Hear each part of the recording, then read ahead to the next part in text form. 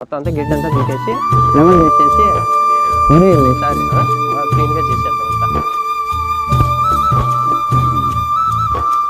యో రావయ్యా. చెప్పండి అయ్య గారు. నీ పేరు? నా పేరు సతీష్ అండి. ఏం పంట పెడుతున్నారా?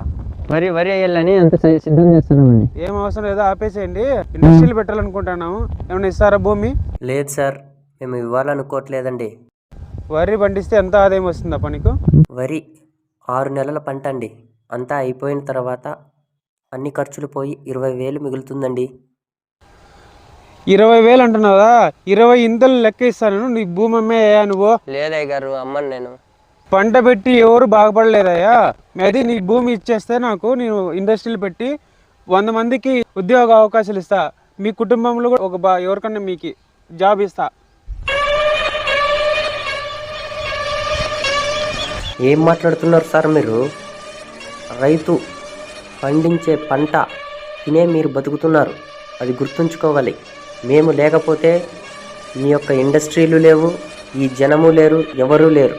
రైతు బురదలో పండించే ధాన్యాన్ని తినే బతుకుతున్నారు.